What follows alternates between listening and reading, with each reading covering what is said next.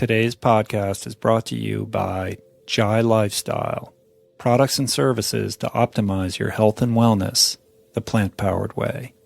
For more information, visit Jai Lifestyle, Jai lifestyle.com.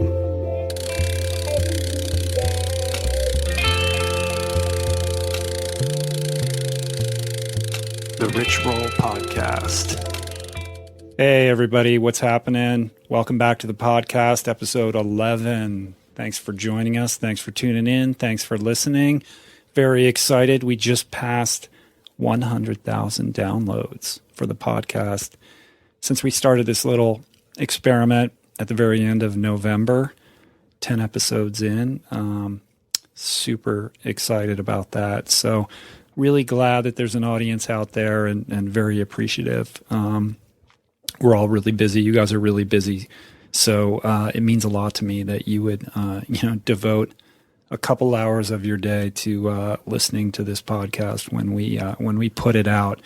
And it's a responsibility, and it's a responsibility I don't take lightly. So I'm really happy that people seem to be enjoying it. We're getting great comments on the iTunes page. So I really appreciate that as well. It means a lot to me that you would take a moment to jot something down there too. So if you're enjoying the podcast, yeah, it would be great if you could do that. If not, don't sweat it. But I appreciate those of you out there that did take the time to write a comment either on my blog at richroll.com or on the iTunes page. So thank you very, very much. A couple quick notes before we get into today's interview, episode 11. We have Ben Greenfield on the podcast today. He's an amazing guy, a triathlete himself, a coach, and basically an expert in all things fitness and diet related. He's a very knowledgeable guy. He really knows his stuff. He understands physiology incredibly well.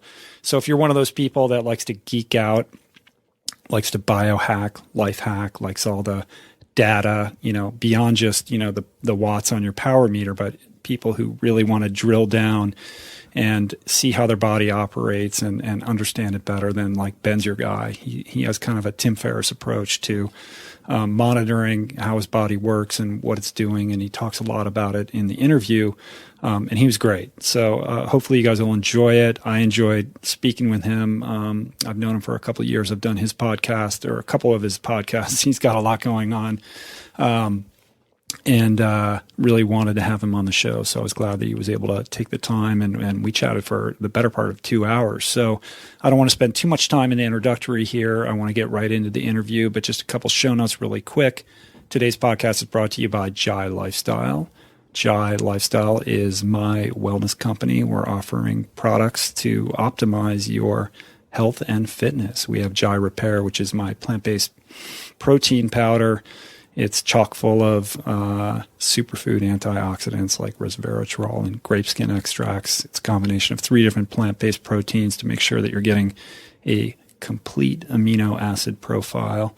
And it also has cordyceps mushrooms extracts in it, which is a pretty powerful superfood supplement that I've been using for a while that really has helped me recover in between workouts and has boosted my performance by increasing the my lung capacity and the efficiency with which I metabolize oxygen. So check that out. We just launched a vitamin B12 supplement that's really great. It's like a $20 spray, daily spray. It tastes good too. So go to jailifestyle.com, jailifestyle.com to learn more. And if you have not, I haven't been mentioning, I don't really talk about my book that much in terms of like promoting it, because it came out in May. It's been a little while, but since the audience seems to be increasing, if there's people that are just tuning in now who don't know or haven't checked it out, I wrote a book that came out this past year. It's called Finding Ultra, and it's kind of my story to rediscovering myself through fitness and plant-based nutrition. It's a memoir. You can find it, basically anywhere on the internet, on Amazon and the like. My publisher, Crown Archetype, which is a division of Random House, published an excerpt of the book. It's basically the preface and the beginning of chapter 1. So in the show notes to this podcast, I'll put a link to that. So if you're interested in the book but not ready to pull the trigger yet, you can, read the first part of the book and decide whether you're interested in going further. The paperback of the book is coming out this spring, which I'm excited about. So I'm going to be gearing up to kind of launch that pretty soon as we get closer into spring. So anyway, Finding Ultra, Jai Lifestyle. What else do I have for you? Oh yeah, if you want to support the show, there is an Amazon banner ad on my website at richroll.com in the blog section or the podcast section. So if you're going to buy something on Amazon, it would be great if you first went to richroll.com to the blog there. There's a little black and white banner ad. Just click that first, click through to Amazon through there, and then buy whatever you're going to buy, and it'll throw a couple nickels in our bucket as an affiliate thing, and we're using all that money just to kind of pay for the bandwidth and a couple pieces of equipment that we need to kind of make this a little bit more professional. We've really enjoyed doing it, and like I said, I take it seriously, and I want to do it as professionally as possible. I want to increase the frequency of the podcast, and I want to get a dedicated, devoted space with all the proper equipment so that we can elevate the production value of the show and really turn it into a really regular thing as opposed to kind of a hobby thing. I'd really like to make it something that I do upwards of 3 times a week and really be able to get the great guests in and continue to provide great content. So that's it. Let's get into Ben Greenfield. But before that, I wanted to let you guys know that at the end of the interview, Ben talks a little bit about an event that he's hosting and producing that's coming up at the beginning of March. It's March 8th and 9th up in Spokane, Washington, where he lives, and it's called Become Superhuman. It's a great event. He's got a lot of really cool speakers lined up, and it's meant to be an intensive experience to really take your fitness and your nutrition to the next level. So he's been planning this for like 2 years or something like that. So it's been a long time in the making, and you can go and you can learn from the best of the best in the realms of health, fitness, and nutrition, and really learn more and discover how to get your body to not only look great, but feel great, think better, and perform at the highest level possible. So again, it's scheduled for March 8th and 9th in Spokane, and it's targeted towards anyone who wants to discover the healthiest, most efficient way to get a better body, enhance the physical and mental performance, and live a long, high-quality life. Ben has lined up a really great world-class list of speakers that range the spectrum of performance to fat loss to recovery, digestion, microbes, which is one of my favorite subjects, brain sleep, hormone optimization, and it's basically an intensive 2 days where you're going to delve deep and get into the cutting edge of all of this stuff to enhance your human performance, fat loss, fitness, and really walk away with health strategies that are sustainable that you can implement into your life that will take you, again, to the next level. In addition to fantastic guest lectures, he is personally going to be sharing his top body transformation techniques and secrets that he has yet to share publicly on his website at bengreenfieldfitness.com and his other sort of social media outlets and his audiobooks and audio materials and all this kind of stuff. So when you register, you're going to get 2 full days of hands-on coaching from Ben and his team. So if you're in the Pacific Northwest, it sounds almost like a no-brainer, especially since, you'd expect something like this to cost thousands of dollars, but he is offering it for just $297 and was gracious enough to offer the listeners of this podcast $50 off. So if you go to the website, the sign-up registry website for the event, which is superhumancoach.com, where you can find out all the information about what's going to happen there. And you want to register, just enter in the affiliate code RichRoll, and you'll get $50 off. So it ends up being $247, which is essentially nothing compared to what you're going to get out of it. So check that out. And so I want to roll right into the interview now, waste no more time, because Ben and I talk for quite a long time. This is a long podcast. So without further ado, all right, everybody, we got Ben Greenfield on the line. How's it going, Ben? It's going good, Rich. I was just telling you, I'm still warming up. I've got my hoodie and my pants on. Just got out of the hot shower because I've been snowboarding all day. So if you hear my teeth chattering, that's the reason. It was a cold one today. Well, just living the active lifestyle, man. Yeah, as active as you can be. It seems like that you spend much of your day on the chairlift up there, but maybe I just need to do a little bit more carving and jumping to make it feel like I've had a hard day of working out. Yeah, but you're in the great outdoors, man. Spokane's beautiful up there. Yeah. Plus, I'd wind up in the hospital if I did any of that stuff. That's true. But all right, man. Well, cool. Well, thanks for joining the podcast. I've been, kind of following you for a long time, and I was trying to remember how we first met. I think I did one of your podcast interviews a long time ago. That might have been the first time that we talked, like a couple of years ago, when you did you had the Rockstar Triathlon podcast or program. Are you still doing that? Yeah, you came onto the Rockstar Triathlete Academy back in the day, like when we were just launching that. And I think you were on my Ben Greenfield Fitness podcast too. You came on there to talk about plant-based lifestyle. And right. Then I think you also did an interview for Finding Ultra on there as well. Yeah, I think that's right. So I don't remember exactly. It all just kind of blends together, this podcasting thing. Well, Ben is a guy who really has not only fitness and nutrition worked out in his coaching program, but you really have the internet wired, man. It seems like you're all over the place and you have all the bases covered. You got your online coaching programs, you have ebooks, you've got multiple podcasts. I know you're doing stuff with Endurance Planet too, and Everyman Try, and these different, blogs and websites and podcasts. And everywhere I turn, like, your name comes up as the host or sort of the front person on all these sorts of things. So you really have figured out how to use technology and new media to really create a career out of fitness and coaching and consulting and public speaking and all this good stuff. Yeah, well, Al Gore was really my mentor when it came to him inventing the internet. No, I'm just kidding. Yeah. Yeah, cool. Thanks. That's good to hear. No, yeah, I mean, you really are stuff out there. Yeah, you're everywhere, and you're a great resource. And I go to your blog quite a bit, and it's chock full of great information. Not just if you're a triathlete, but you just want to be fit, or you want to be stronger, or maybe you have a diet question or whatever.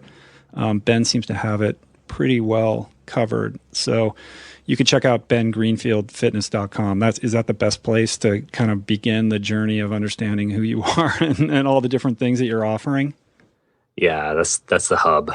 Right, cool. So how did it all begin? I mean, did you always know you wanted to be in this field, or were you just an active kid who was into a lot of different sports and got into triathlon, or how did this journey start, and what's the story? No, I was a total geek kid. I was into like fantasy novels and computer programming and Warcraft, and totally geeked out until I was 13 years old. And my parents built a tennis court on our property and hired a tennis instructor. And I just I fell in love with tennis and just played all day long. We got to get this kid outside. Got into like strength and conditioning for that, and started my own business after a few years teaching tennis, and played high school tennis, and went on and played collegiate tennis, and just got into sports from playing tennis. Mm-hmm. And I began to love studying the human body and physiology. And, I went out and bought a bunch of exercise equipment, and, put a little TV in the gym. I'd sit there watching Rocky III and doing my workouts to get myself in shape for tennis. And got interested enough in it to where, to everyone's surprise, I didn't end up going after computer programming or anything like that in college, but actually studied exercise science. Mm-hmm. And studied it for 4 years, and then decided I was interested in being a doctor. So I went pre-med and took all the pre-med courses, and did some internships in hospitals and in sports medicine clinics. And after doing that, decided that I didn't want to go into medicine. And I went back and got a master's degree in exercise physiology and biomechanics, and went on to go into hip and knee surgical sales out of college. Why did you decide you didn't want to be a doctor? I became really disenchanted with it because what I wanted to do is I wanted to marry exercise science and medicine and go on and be basically like an orthopedic surgeon. And so most of the internships and the practicums that I did were in that setting, and there wasn't a single doc that encouraged me to pursue that field. Every single one of them told me that I was going to be overworked and frustrated with the system and spend a ton of time with paperwork, and that I'd have a lot of money but not enough time to enjoy it. And after a good year of that, I had a lot of questions about whether or not that was something I really wanted to do. Mm-hmm. So that surgical sales job that I took was kind of like my last opportunity for myself to really delve into that field and see if it was something that I wanted to do. And it was the same thing, just standing there in the surgical ward day after day. I didn't really see what I saw going on there as my dream, as my legacy, as what I wanted to do as a career. So I just quit all that and walked into the gym that was next to the apartment I was living in and asked for a job. Mm-hmm. And started working there as a personal trainer, and over time became a fitness manager and went on to manage a few other gyms, branched off and started opening my own gyms and my own studios here in Spokane, Washington, and also over in Coeur d'Alene, Idaho. And kind of during that time, I was getting into triathlon as well. And I reached a certain point where I was really doing well as a trainer. Had a lot of clients, had a lot of other trainers who were training clients for me, and I was just really loving life at that point, and felt like I was making a difference in people's lives and enabling them to get fit. I had a lot of Ironman triathletes I worked with. I had a lot of people who were going after fat loss and health, and I was just really loving it. And then my kids were born, and I was never home because I was at the gym. I mean, when you're a personal trainer, you show up at 6 a.m. and you leave at 8 p.m. because that's when people want to train. Right. So I remember I was speaking at a fitness business conference down in California, and this guy got up and gave this long talk about how he was writing books online and how he was doing websites and blogs and working with some other partners online, and he was doing well. I didn't realize you could actually make a career as a personal trainer out of doing that type of stuff.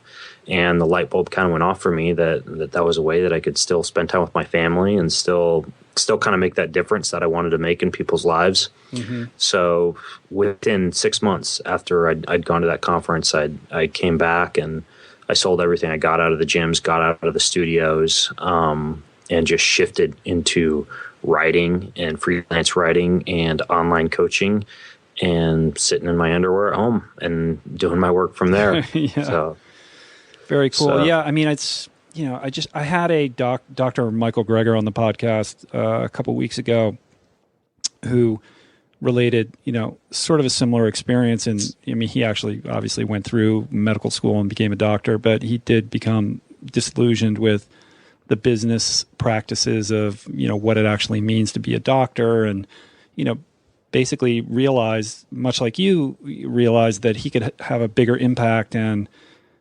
spread the message that he wanted to spread by leveraging the internet and online sources and technology to, promote his message or whatever, much better than seeing patients one-on-one and being wed to kind of the billable hours, so to speak. And, I think it's an amazing time right now where, if you have a certain level of, basic skills and something to offer, that you can do that. And, you've done a wonderful job of really wiring it up.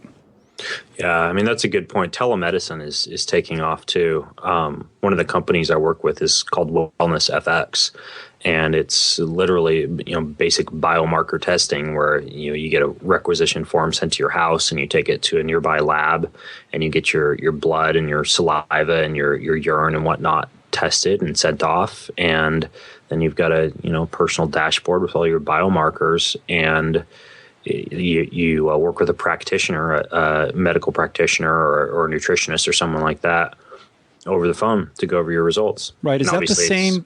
I think I've heard of that. Is that the same company that Tim Ferriss is involved with? Yeah. Yeah. Exactly. I've read up on that, and I saw some video also where he went to their offices, and it looked like a really cool thing. And I think that is, it plays into the whole kind of, biohacking and life hacking thing, but, giving the consumer or the patient, so to speak, the control mechanism to, understand how the body works and give them the markers and, empower them to make better decisions, and using doctors more as like consultants rather than these people that you go to who are supposed to know everything about everything, and, generally can be disappointing in that context. Yeah, it's pretty slick. And I mean, if you break a leg or bust an eardrum or something, you still got to go to the doctor. But yeah, I mean, for this lifestyle management and preventive health management, there's a lot of power there in terms of being able to take advantage of technology to just follow your own biomarkers and have an online advisor to help walk you through stuff. Right. And then you can actually really track what you're doing and the impact of whether it's, a certain exercise routine or dietary regimen. You can physically see the impact on those markers. Yeah, exactly. I mean, that's one of the things too, is there are some labs out there where you can test and just get PDF sent to you via email of your results, but it helps to have some kind of a dashboard or something where you can, see that, whatever, in May your vitamin D levels were 30 and then you got them up to 50, and then for some reason they, dropped down to 35 or something like that. It's good information to see if you can test a few times a year. Mm-hmm. And so is that open to the public now, or are they still in kind of a beta mode? I think it's in 20 states, something like that. Oh, really? So, interesting. The deal is you got to have licensed practitioners in each state and make sure that you pass all the regulations necessary to do the testing. And also you're practicing medicine essentially when you're doing something like that. So Interesting. And so when did triathlon kind of come into the picture for you? Early on, in my last 2 years of college, I was kind of getting out of. I had made a transition from tennis into bodybuilding, and was just this jacked 210-pound bodybuilder, and got called over to the University Triathlon Club to teach a course over there on physiology. They wanted me to come into one of their triathlon club meetings and do a physiology 101 type of thing, which is what I was studying. So I was comfortable doing that. And I went in and talked about, slow twitch muscle and fat utilization and fast twitch muscle and carb utilization and all this stuff. And they invited me to do one of the local sprint triathlons that the university put on. And so I went and did it and was just, I was wrecked. I was in a huge amount of pain, because I was trying to carry and cool all this muscle. And I remember my boobs were bouncing up and down from my bodybuilding chest, and it hurt so bad. And I was extremely sore the next day. But I was hooked at that point and signed up for more triathlons and, kind of started cannibalizing muscle and catabolizing, the body that I'd built to instead be fast for endurance sports. And, from that point on, was doing a few triathlons a year and started kind of shifting my knowledge of physiology into doing a little bit more coaching and training. And, when I was running some of those gyms that I was doing, I would do 8-week-long triathlon courses and take a bunch of people at the gym and bring them through the pool and swim lessons and, go into the spin room and do spinning sessions, and we do runs, and then we'd all go to a race. And so, camps and clinics and coaching and all that I got into. And at the same time, it's a huge passion of mine. I love it. That's so are you still training for them and competing, or are you just focused on the coaching aspect of it? Both. I race for Team Timex. So you do? Okay, I didn't know that. That's cool. Yeah, it's Good. a blast. And you've raced at Kona before, right? A couple times, I think. Is that right?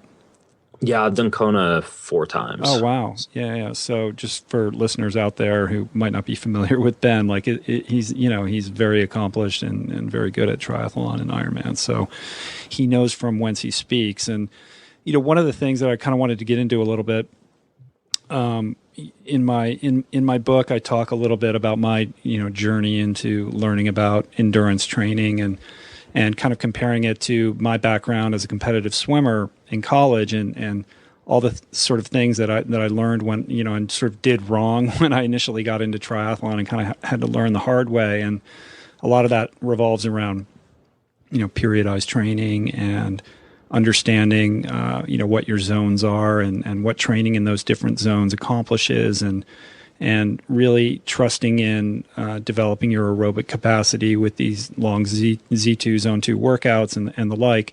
And people seem to be, really respond to that and want to know more about how all of that works. I get emails and tweets and messages all the time about, how do I set my zones, or, how much time should I be spending in zone 2? And I spent a lot of time answering these questions. And, I know that you understand this stuff really well. So I was hoping you could speak to this a little bit, and kind of addressing if somebody's like a beginner triathlete or doesn't really understand what it means to do zone training, the importance of that and the difference in the physiological differences that take place when you're trying to develop aerobic efficiency and your fat burning mechanism versus your sort of strength and speed and short, fast twitch muscle glycogen burning system. Yeah, sure. The basic thing, and it's really easy for anybody to wrap their minds around. If you understand this concept, then you're going to know more about basic physiology than 99% of the people out there. You've got 2 basic muscle fiber types and 3 basic energy systems. And if you know those 2 muscle types and those 3 energy systems, that can form a basis for you to be able to make some really smart decisions in your training. So your 2 basic muscle types are fast twitch muscle and slow twitch muscle. And for those of you who are about to hang up on the podcast because you think this is going to be way too basic, just hold on. This will be worth it for you. And then you've got 3 basic energy systems. You've got your aerobic, basically what's kind of like your oxidative energy system. You've got your anaerobic energy system, also known as your glycolytic energy system, and then you've got your phosphogenic energy system. So that first one, that aerobic energy system, kind of kicks in and predominates anytime you're exercising more than about 2 minutes. And it uses primarily slow twitch muscle, or it would be more fitting to say that slow twitch muscle primarily uses that aerobic energy system. Mm-hmm. And what that means is that slow twitch muscle has a very long time to fatigue, and it's also going to use an energy source that provides a long, steady source of fuel. Not a really fast release source of fuel, not a fuel that's very useful for explosive and short sprint efforts, but a fuel that's readily available for long periods of time, and that would be fat. So you've got your slow twitch muscle, primarily utilizing the aerobic energy system and primarily relying on fat as a fuel. And slow twitch muscle has a high degree of what are called mitochondria in it, so that it can use oxygen fed to it by your body to turn primarily fat with some amount of carbohydrate into ATP, or energy, for the muscle to contract. So that's your one energy system, and this will relate to zones in just a second. And then you've got your fast twitch muscle, and fast twitch muscle is going to primarily use that glycolytic energy system. Glycolytic meaning that you're primarily breaking down glucose or carbohydrate for energy. So much smaller amount of fuel available when you're relying on glucose or carbohydrate, but it frees up energy much more quickly. So you're able to produce ATP more quickly. You're able to move at faster speeds when you're using that energy system. And fast twitch muscle fatigues much more quickly. You're going to primarily use fast twitch muscle for efforts, like sprint efforts up to about 2 minutes in duration.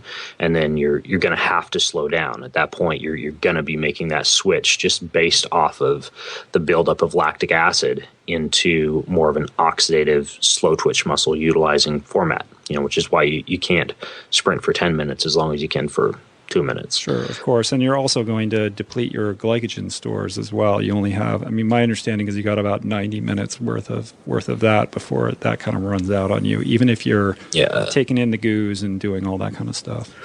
Well, the average person walking down the street is going to have about 90 minutes. An athlete can usually enhance their glycogen storage capacity, their carbohydrate storage capacity, to the point where they could go for 2 hours and sometimes a little bit more than 2 hours. back in the day that, good triathletes like, Mark Allen or Dave Scott could roll out of bed without breakfast and go out and do an Olympic distance triathlon, be out there for 150 to 2 hours and be okay. So in a trained person, you can still be fairly glycolytic or at least use a high percentage of fast twitch muscle and a high percentage of carbohydrate for up to 2 hours. But for just about anybody, once you get past that point, you're kind of screwed, and you start to rely on fat as a fuel. And that's going to kind of slow you down. And like you just kind of alluded to, Rich, exogenous sources of carbohydrate, meaning like, taking in gels, sports drinks, and things like that, they kind of elongate the amount of time that you can last utilizing carbohydrate stores. So it just kind of makes logical sense. If you got carbohydrate coming in through your mouth into your gut and into your bloodstream, it's going to be that much less muscle carbohydrate and liver carbohydrate that your body has to tap into. And that's why someone can even do something like an Ironman going pretty fast, still using a decent amount of fast twitch muscle, still burning a lot of matches out there. And as long as they're taking in some source of fuel, can maintain a fairly decent speed. And then that last energy system is also used by fast twitch muscle, and it's called your phosphogenic energy system. And anybody that's heard of creatine or like using a creatine supplement might be familiar with this. But basically, creatine, kind of like glucose, kind of like fat, it can be used as energy, but it is a fuel source that predominates for efforts that are under about 25 to 30 seconds in duration. It's a really short, explosive effort. So this would be like, explosively doing like a bench press for 5 reps or something like that. And that's why creatine is it's a popular supplement among weightlifters, especially, or powerlifting athletes, just because it lets you do a few extra reps.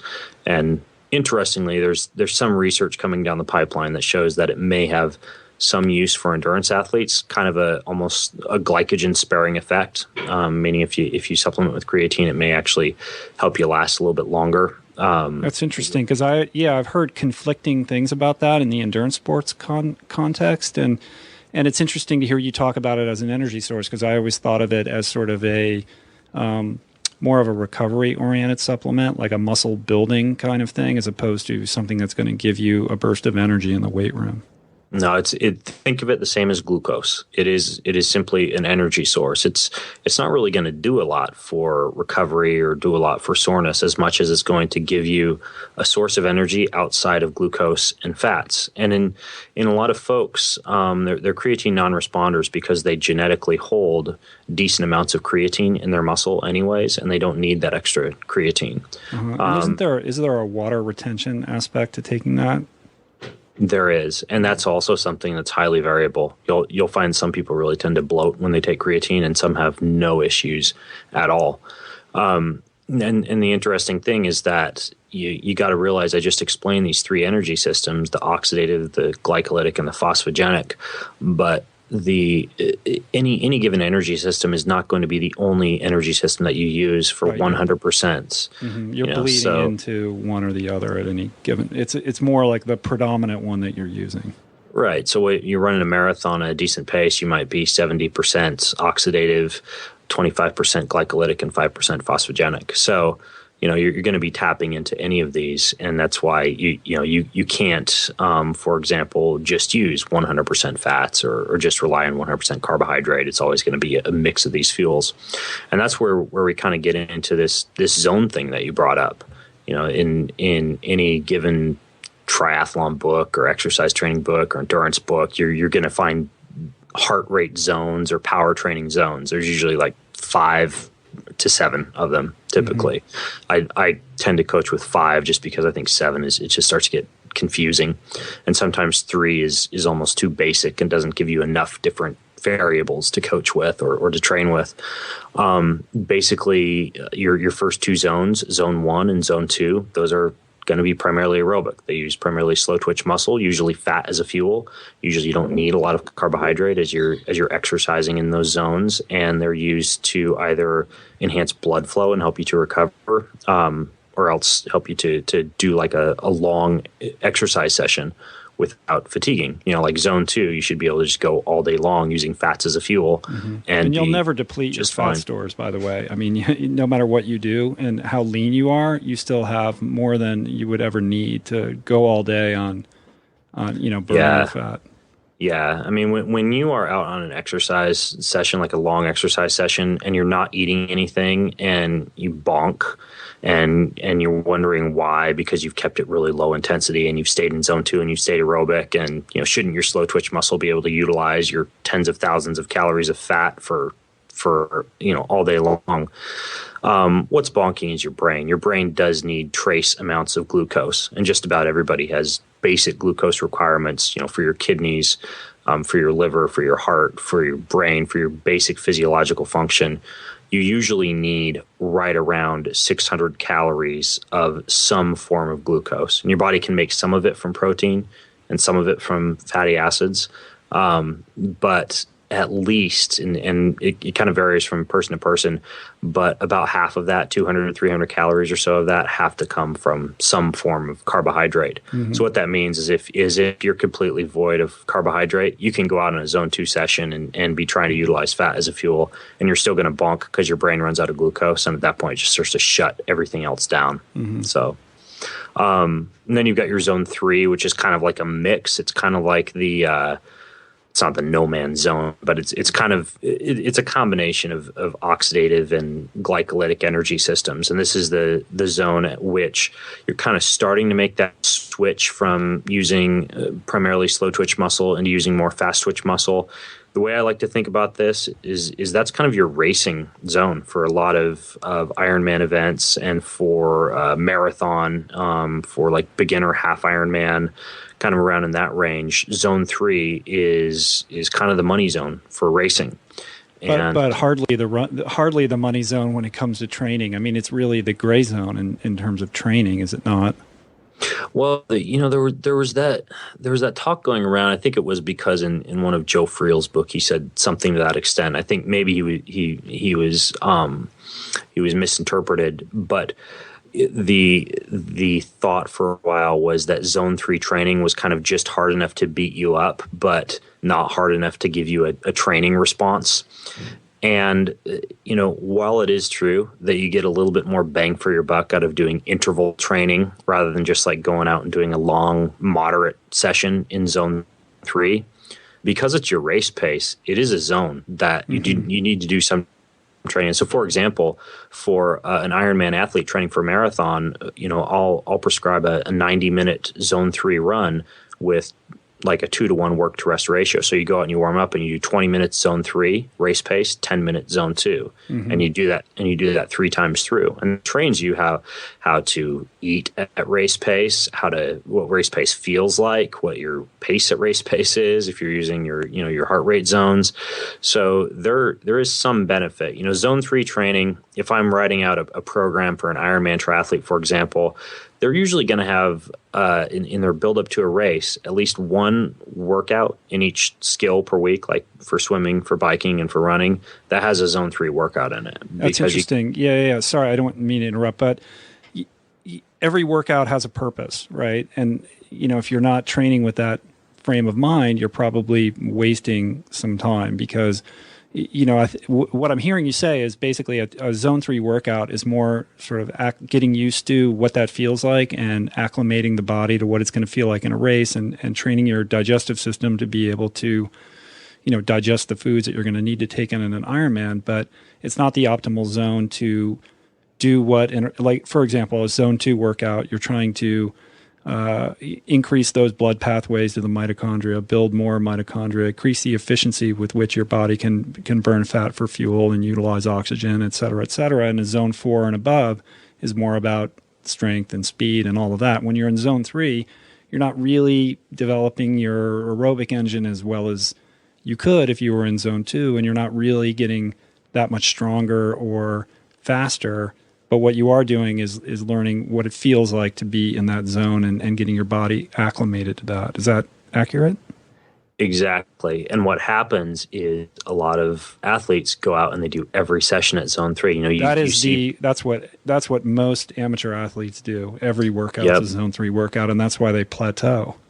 Yep, exactly. Every run is, either outdoors or on the treadmill at 75%. So you feel like you're doing something, but it's not so hard that you're totally uncomfortable, and you just, every single day. You go out and you got a moderate training session, and that's where the zone 3 training is overused or misused. It's like you only really need to do a zone 3 session and think of it as like a race prep session once per week for each skill that you're training in. Yeah, and of course you are getting, I mean, there is an effect to doing that zone 3. You will reach a certain level of fitness proficiency, but you will hit a glass ceiling pretty quickly that you're not going to. So many, sort of middle-aged athletes or amateur runners or whatever, they run the same time every year, and they go, why am I not getting faster? Why am I not getting better? And I think a lot of it is because of this very reason of just sort of thinking, hey, I'm getting a good workout in. Why am I staying the same year in and year out? And I think it's this zone 3 kind of focus without really knowing any better. Yeah, and some of it is that, some of it, as you know, because I know you really understand nutrition. It's not optimizing the diet or the micronutrients. Some of it is perhaps not weight training or not building a foundation properly. But yeah, big part of it is just too many moderate sessions. It's not enough. A combination of easy sessions, aerobic session, or easy aerobic sessions and hard sessions. And it's a concept that came up in research recently called polarized training. You heard of that before? No. What's that? Polarized training is the concept of most of your training is either done at very low intensities or very high intensities. And they've compared that with training where you've kind of got more of the training done at the moderate intensity with a little bit of aerobic and a little bit of high intensity, and the polarized training wins in every study. And if you look at the stories that have been told about Kenyan runners, for example, they're doing a lot of really like low intensity, easy runs, and then they're including very, very hard, high intensity intervals kind of sprinkled throughout that type of training and getting fabulous results versus going out at race pace for each of their training sessions. And interestingly, I think this adaptation really has almost like an ancestral type of flavor to it, to where if you think about, like a hunter-gatherer or a farmer or something like that, you're working at a relatively low intensity, walking, gathering, moving, staying lightly physically active throughout the day. And you have brief periods of time where you're lifting a heavy rock or a log, or you're running from a lion, or you're chasing down game. And it makes sense that the human body responds pretty favorably to that type of scenario versus, say, just like, tracking an animal at a moderate intensity all day long, which would just beat you up after like, a good, 48 hours or even just a day of that. So I think it's interesting how the type of training that we respond to most favorably possibly reflects just almost like what we're well adapted to from an evolutionary perspective. Yeah, interesting. I mean, I've always been somebody who does really well with lots of volume, lots of zone 2. And I don't know if I'm, I realize everybody's different, and that seems to work well for me. And when I try to do programs that are more quality oriented and less volume, I end up not performing as well. And I've learned that about myself through swimming in college and my experiences in triathlon, and that just works for me. But I also think people misunderstand. I talk a lot about the importance of zone 2 and slowing down, and the discipline that it requires to kind of not speed up when you want to feel like you need that workout or whatever, and sort of readjusting the focus on efficiency as opposed to speed, especially in the context of an Ironman. I mean, most people, it's like you don't have to run that fast. You just have to like train your body so that you don't slow down as much. And when I'm sort of training with that in mind, especially since I'm doing ultras or whatever, where speed just isn't really that important, that really works for me.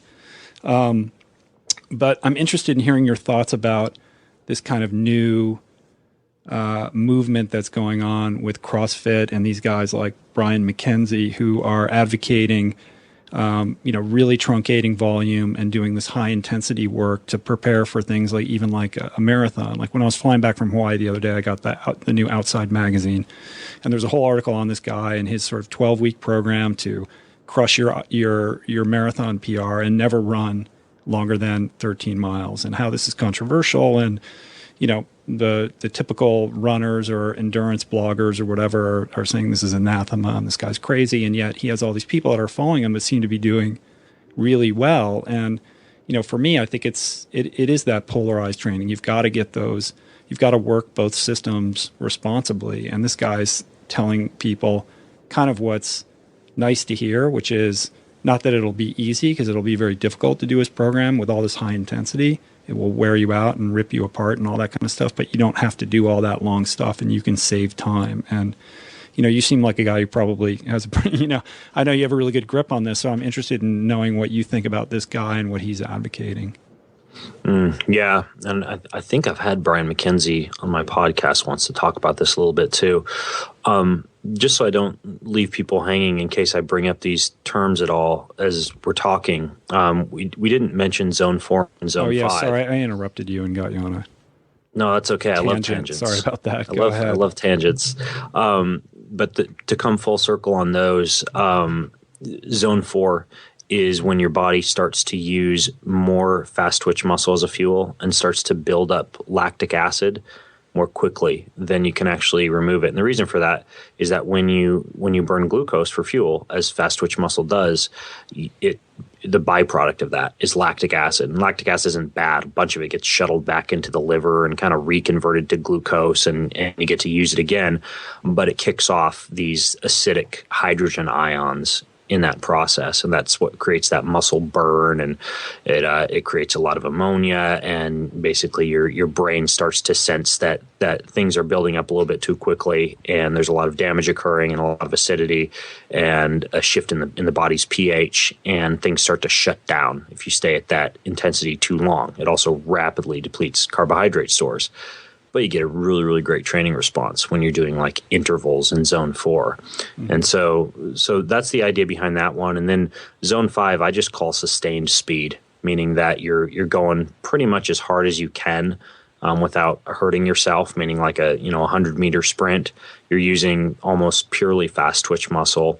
And it's those are the type of intervals I'll pull out quite a bit in someone as we're getting ready in those last several weeks leading up to a race, to just get that top end speed and to also train the body how to literally pull on as many muscle fibers as possible, because what you get when you get up into that zone is more what's called neural activation of muscle tissue, meaning you build new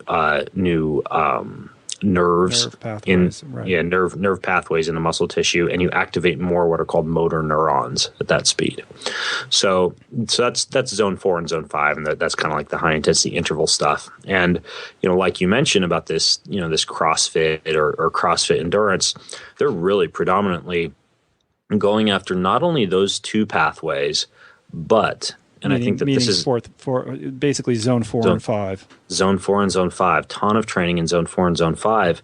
But, and I think this is important, mixing that with a very, very high amount of eccentric muscle damage, meaning that when a muscle lengthens under load, that's called an eccentric load.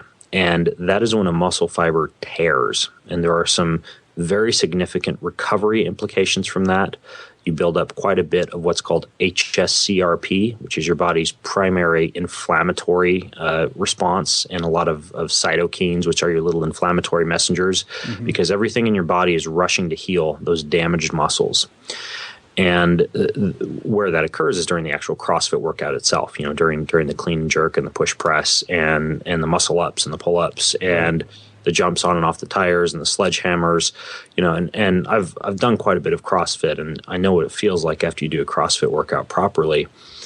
And there are recovery implications that mean that not only does your risk of injury go up when you're combining this with Zone 4 and Zone 5 efforts, but you never really reach your peak because your body is always beat up. And that's why we mentioned earlier, Rich, about Zone 3 intervals and people doing too much of that and just getting into this rut. You can get into a high intensity rut too. And, in those Wellness FX consultations that I do, where I'm looking at people's biomarkers, I see a lot of CrossFit athletes, and it's a classic scenario every single time. It's high levels of inflammatory markers, high levels of also creatinine and blood urea nitrogen, which are also markers of muscle damage and indication that the body has not had a chance to recover properly. And, I think that the biggest issue with a training system like that is there is simply way too much intensity, not necessarily with the swimming and the biking and running, but with the weight training, and that combined with the intense swimming and biking and running creates this overtraining scenario that's highly catabolic, meaning the muscles and the energy systems never get that chance that they're supposed to during rest and recovery to grow more fit. And interesting. And it's advocated as sort of an alternative to people who have persistent, overuse injuries from running too much or whatever. Like, this is a different way that will help you avoid those. But you're saying there's a different kind of injury and overtraining, equation that you have to look at if you're going to entertain doing something like this. Yeah, and I do anywhere from a 9:30 to a 9:45 Ironman, and I train 8 to 10 hours a week. But I don't do a lot of that. For the uninitiated, that's not very much training for going that fast in an Ironman. That's impressive. But the thing is, I stay physically active throughout the day.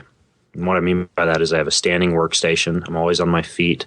I've got a pull-up bar installed in the door of my office. I do a few pull-ups every time I walk underneath that. I'm always, walking around. Everywhere I go, I'm moving. I don't really have like a sitting desk job. So I'm physically active throughout the day, which I think helps quite a bit. I don't do my intensity with weight training per se. I do weight train 2 times a week, sometimes up to 3 times if I throw an extra, core session or whatever in there. But these are not CrossFit-esque box workouts where I'm competing with 10 other people for a time. It's me, my body, making sure that I don't beat myself up so much that I'm not able to swim, bike, and run properly. And then I do basically interval training. I use a lot of that zone 4 and that zone 5 training. I have one completely full rest day per week that's basically foam rolling and some yoga. And then I have one high quality long workout. And what I mean by that, by high quality long workout, is my Ironman bike is usually around 2 to 3 hours long. And it's a lot of those zone 3 intervals that I talked about, training at race pace, but backing off enough to where I'm not, digging myself into a hole. My runs are typically right around 90 minutes in duration for my marathon training runs. And I have one, it's just one, whereas a lot of Ironman triathletes put these in throughout the whole year. I have one 18 to 20 mile run that I usually put about 4 to 5 weeks prior to the race. That's the only time I ever run long, just to give myself that mental feeling of having that time spent on my feet. And then my swims are 20 to 30 minutes in duration. Usually I go for more time in the water or more frequency in the water than splitting it into longer sessions throughout the week. So 20 to 30 minute swims, usually 4 to 5 times a week. Again, with a big focus on interval training with some skills and some drills thrown in. And that's how my training scenario works. Interesting. And so you never go out and do the 4, 5, 6 hour Saturday morning rides? Never. I don't even know how to do that. Like, that I wouldn't know what to do without doing that. Now, one of the things that I do have typically every single year, because I teach camps, I teach clinics, is there's usually at least one 5 to 7 day period where I do have a week where I'm out there training athletes, and we're doing, a 3 hour ride in the morning and, maybe a swim session and a run session in the afternoon, typical camp week. That's higher volume. And I think that maybe that helps mentally a little bit. Last year I didn't have comfortable with being that uncomfortable for that long of a period of time. Just like you were talking about with your zone 3 workouts, there's a certain physiological adaptation and a mental adaptation. I mean, maybe because you've been doing it, you've done it so many times that you don't really have the need to train it that much anymore. But, certainly you have to get to a place where you can be at peace with, being in that uncomfortable situation for, the better part of 10 hours. I think for me, it came down to a stupid mistake followed by, trust at that point. Stupid mistake meaning that I signed up for Ironman Coeur d'Alene without knowing what I was getting myself into, and did not train adequately for that race at all. My long ride was right around 80 miles, and I'd run 16 to 18 miles and had never swam 4K before. And so, I went out and did that race and just basically I had a heart rate monitor on the bike and I had a heart rate monitor on the run, and I just tried to stay in that zone that I knew based on my exercise physiology training would be my fat burning zone, that zone 3 intensity. And I didn't really pay that much attention at all to my watch. And when I rounded the corner to go to the finish line, I looked down, I saw I was at about 9:57, and I ran in and did it in 9:59, and kind of realized that I didn't have to train that much to actually do Ironman. And at that point, it was simply a matter of every single time I stood at the starting line of an Ironman, knowing that even though I hadn't done it in training, ridden 112 miles or ran a marathon or anything like that, that the human body is capable of endurance feats that don't require it to necessarily do the same thing in training. And so from that time, that's the way that my training has been, going high intensity, squeezing a lot into a short period of time, making sure I'm not, sitting around a lot during the day, and really taking care of my body. I really take care of my body from a nutritional and kind of a supplement standpoint, in terms of doing things like that biomarker testing and paying attention when my vitamin D levels are down or when my inflammatory levels are up. I use quite a bit of heart rate variability testing too. I'm starting to use more pulse oximeter testing my oxygen saturation values in the morning. So how do you do that test? Well, I've been using a pulse oximeter. So it's just explain what that is. A pulse oximeter basically uses a light to test your oxygen saturation on your fingertip. I'm not sure if it's like a laser or exactly how it takes the reading, but it's the same thing they use in the medical setting when they put that thing on your fingertip when you go in, right, to the hospital or to the ER room or whatever, and it tests your oxygen saturation, and you'd ideally like that to be at 96 to 99% in the morning when you test. And if it's consistently dropping below that value, that's a pretty good sign that you might be overtrained or that you might have some type of a nutrient deficiency. Such anything that would be involved with your red blood cells, like B12 or folate or ferritin or anything else when it comes to your oxygen saturation. Or it could simply be that your red blood cell turnover is too high because you're beating your body up too much without giving it enough rest. So I'll test that. And in the past, I've done it with the pulse oximeter, which you can get off Amazon or wherever else. They're not expensive.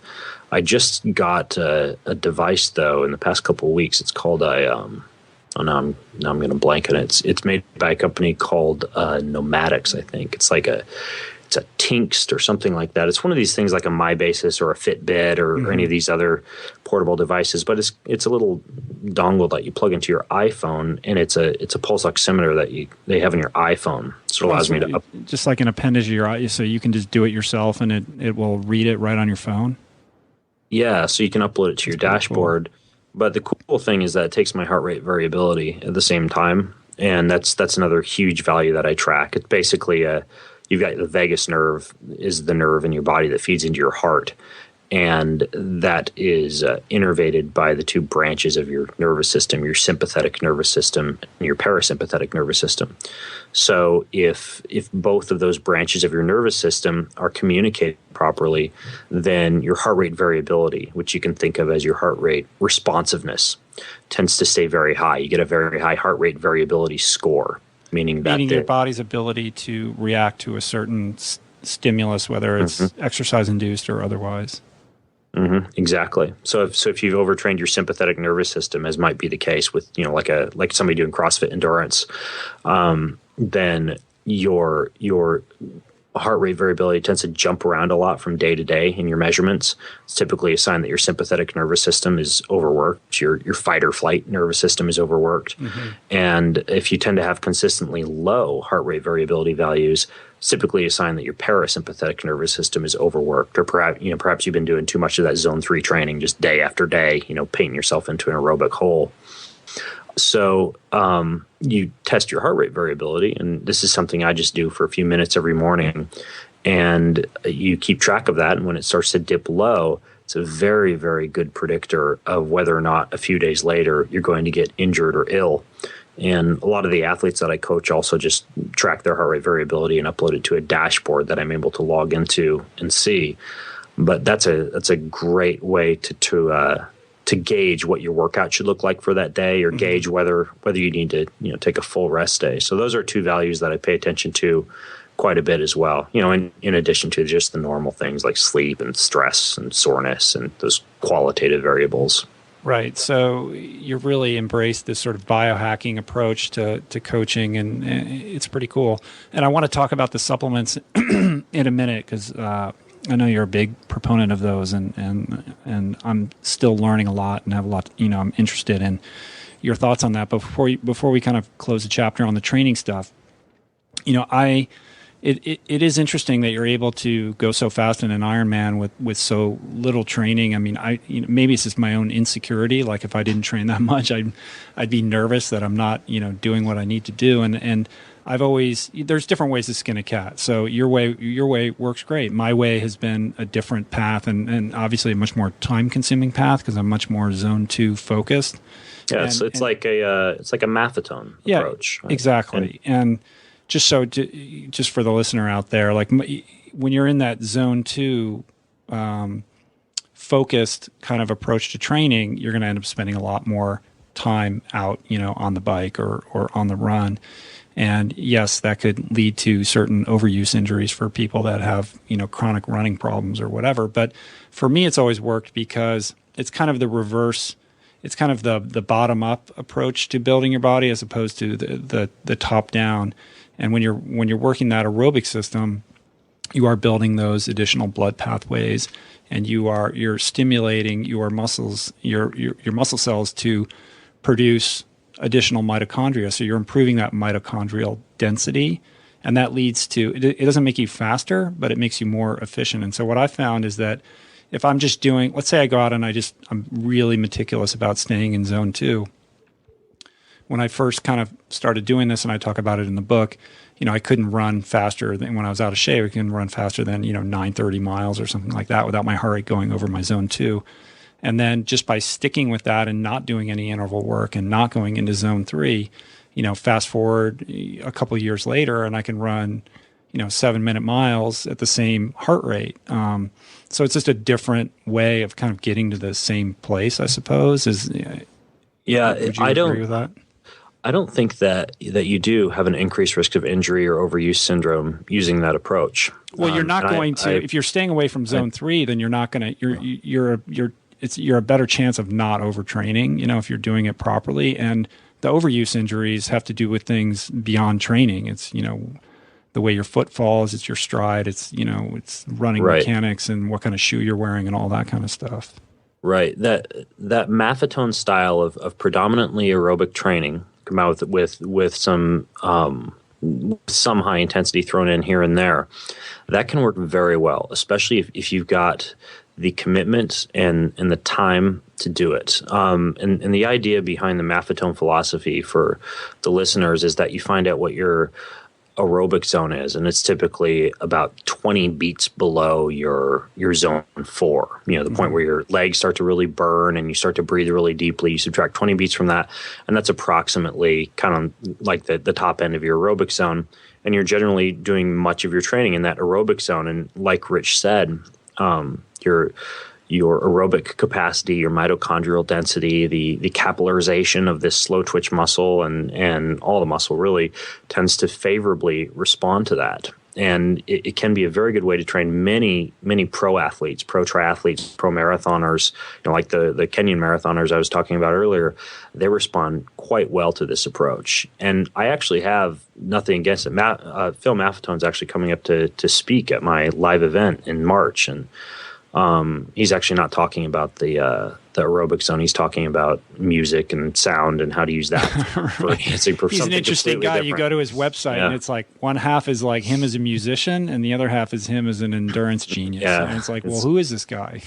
He's a Renaissance man, I guess. But the issue with the long training is when people venture into going above that zone 2, and like we already mentioned, hopefully we're not kicking this horse to death, get into just doing that moderate zone 3 training and thinking that that's the way that you do long aerobic training. Usually everybody who does it, not everybody, but the majority of people who do it too hard. So you can do it correctly in the way that you just described, Rich. And I actually, if I had the time, or let's say I wanted to be a professional, like a professional triathlete, I would use that approach, because really, if you want to get down to like, closer to say like an 8-hour Ironman, you do need to begin going more after that type of training scenario. Yeah, but what I've found takes not just time, out of your day, but it takes years. This is a multiple year process to getting to where you want to go. Yeah. So your diesel engine is going to be bigger than mine with your approach. And, if I ever wanted to go and be much, much faster in Ironman, I'd have to start doing that. But for me, it's a family, it's a career, it's a hobbies thing. Sure. I like to play the guitar and cook and do all these other things. And so I don't have the time to be able to use that training approach. So, what research has shown is that the higher intensity intervals give you a similar training adaptation in terms of mitochondrial density and capillarization and all that. What they don't give you is that same diesel engine to where, if you really wanted to get super, super fast at aerobic exercise, you'd have to get to that level. But what I'm trying to get at here is, like you said, there's more than one way to skin a cat.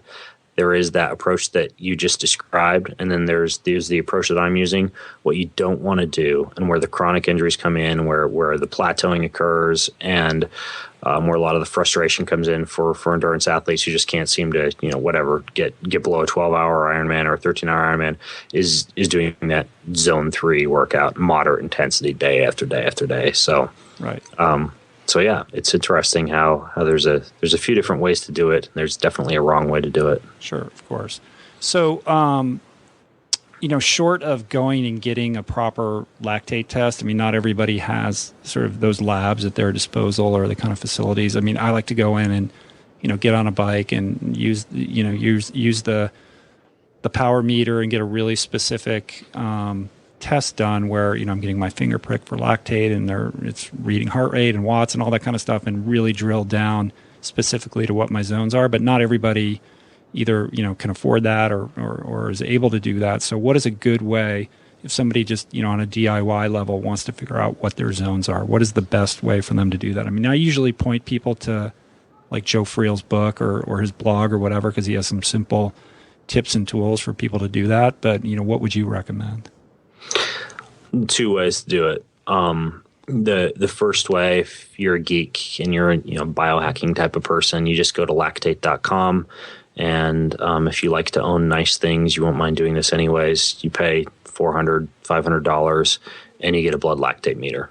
It comes with full instructions on how to do it. You or your spouse can sit there while you're on the bike for 20 or 30 minutes, doing slightly harder efforts every 4 to 5 minutes. And that's about how long you need to go for your lactate levels to stabilize. And you just prick the finger every 4 to 5 minutes, and you take the blood, or you just prick the ear once and take the blood kind of in a steady stream from that. When the values reach 4, you look at your heart rate, and that's your lactate threshold. The other way to do it, slightly less invasive or expensive, would be you warm up well, and that's very important. You want to warm up for a good 10 to 20 minutes prior to doing a lactate threshold test, because otherwise what you're going to find is that your heart rate tends to rise throughout the test because you were insufficiently warmed up. But then you do a time trial. For the run, I like to use about 20 minutes. For the bike, I like to go closer to 30 minutes. And you want to exercise at the maximum sustainable pace that you can hold with good form. What that means is that if you are slowing down throughout those 20 minutes on the run or 30 minutes on the bike, you're going too fast. If your cadence is decreasing on the bike, you want your cadence to be ideally between 80 to 90 for this test. But if it's dropping and your legs are getting rubbery and things are getting slow, and you find your form is suffering and your breathing is becoming labored, that means you're going too hard. So it's maximal sustainable pace. Start at that 20 minutes to the end of that 20 minutes, at that same steady pace. And sometimes you got to do this test a few times before you really nail that pace. But what you do is for the run, you take your average pace, for your average heart rate, rather, for that 20 minutes. And for the bike, you take the average heart rate for that 30 minutes. And that's going to be a pretty good approximation of your lactate threshold heart rate. To explain how understanding what your lactate threshold is, what your heart rate is at that level, or what your watts are, how that applies to setting the zones. Exactly. So now you're equipped to set your zones. So if you really wanted to look at this from a simple standpoint, what you do is you look at that heart rate, that average heart rate that you're able to sustain over that time trial, over that maximum sustainable pace effort. And that's going to be your zone 4. And I like to add and subtract 3 beats to that. So let's say you ran for 20 minutes and the average heart rate for the test was 155. Then subtracting 3, you get 152. Adding 3, you get 158. So your lactate threshold heart rate zone is going to be 152 to 158. As we mentioned a little bit earlier, if you subtract 20 beats from that 155 and you get that value of 135, then that's going to be about your aerobic training money zone. So you can add and subtract, around 3 beats to that and get 132 to 138, and that's going to be kind of your aerobic zone. And that area in between the 138 and the 152, that's kind of like your zone 3. That area where you got to be kind of careful, but that's going to be more of like your race pace zone. Mm-hmm. You go below that zone 2 range, which we just established would be like 132. If you subtracted 3 beats from 135, that's going to be more of your zone 1 recovery. So during like a really easy workout, you'd go from your resting, walking around heart rate up to 132, and you wouldn't go above that for a recovery workout, like an easy swim. And then for your zone 5 sustained speed, we jump back up to where we found that lactate threshold range. And that was 158. And we would basically have your zone 5 be 158 up to about the point where you are really feeling like you can't go much harder. And then anything higher than that would just be like, power workout, zone 6, whatever you want to call it. But that's how you would use something like a lactate threshold test to set up your heart rate zones really easily and kind of elegantly. And then you write them down on a little, laminated note that you stick on your bike or that you, I don't think you have to get a football quarterback's wrist sleeve to put them on your wrist. Or you could set your Garmin to like beep every time you go above it. You set your heart rate up. Exactly. And and that's how you do it. So, and as a rule of thumb for people out there, if you do one of these DIY lactate tests, like let's say you're doing it running as opposed to cycling, and you get all these values that Ben just explained, then what does that mean on the bike? Well, the rule of thumb, and Ben, let me know if you subscribe to something different, is to subtract 10 beats. So if you're, that 155 number was done on a run test, well, that would be 145 for cycling. Yeah, and the only issue with that is a lot of times your running threshold tends to be, or that range tends to be even higher because we're very, very efficient on a bike. Meaning that if you find out that your lactate threshold is 155 on the bike, and then your lactate threshold, let's say we use your scenario, we say it's going to be 165 for the run. Mm-hmm. That's pretty good for the average person, but for a really good runner who's really efficient, really economical, sometimes their lactate threshold is the same as or just a few beats above what they're at when they're cycling because they're a very, very efficient runner. And a runner who is overweight or who runs with poor form or who maybe swings their arm too much and moves around and huffs and puffs when they run, I've seen values as high as 20 beats over and above what their bike lactate threshold is when we're doing lab testing. So if you really want to geek out, if you want to super geek out and just biohack to the hill, you would do a full lactate test in both disciplines and really get the exact values. You could do that, or a lot of labs that you go to, like a sports performance lab or a sports medicine lab, they'll try and get you to pay for the full meal deal, the VO2 max test and the lactate threshold test. But kind of the dirty little secret is that if you do a VO2 max test, you're going to know your lactate threshold because during that test, you get a point where there's a sharp spike in what's called your ventilatory output. It's called your VT, your ventilatory threshold, and that's pretty much your lactate threshold. So you'll get that point where you start to consume a lot of oxygen, or more specifically, breathe off a lot of CO2, because that's how your body gets rid of all these hydrogen ions from the lactic acid. So you're blowing off all that CO2. That's your ventilatory threshold. And you don't even have to do a blood lactate. If you do a VO2 max test, you can save yourself a few bones and just do the VO2 max. What is the VO2 max avail you? I mean, is it really that? Like, why is...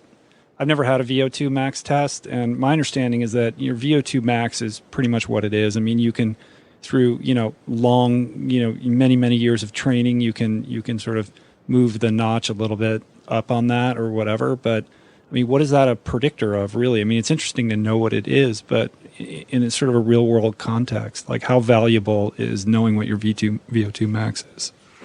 Well, here's where the real value of the VO2 max test comes in, because you are correct. It's something that can't be increased a whole lot. So your maximum oxygen utilization, if you're an athlete, is not something you're going to be able to increase a bunch. Now, if you're untrained, and you'll see this all the time. Somebody who's untrained, they decide they're going to do a Ironman triathlon, and they come in and they do a VO2 max test, and they find out their maximum oxygen utilization is, let's say, 35 milliliters of oxygen per kilogram per minute. Well, after a couple of years of training, you can see numbers up in the 55s to 60s. I mean, you can see significant increases in VO2 max. Part of that is not a true increase in VO2 max. Part of it is learning how to actually push yourself during the VO2 max tests where you're supposed to. And part of it is a significant increase in the stroke volume of your heart, the filling capacity of your lungs, and then also the ability of your muscles to grab oxygen as it rushes past in the bloodstream. So there is a training response that is significant with VO2 max when we're talking about untrained to trained. And when we're talking about trained to elite, it's a pretty small shift. But the value of the actual test is there's a few values of going in and doing a test.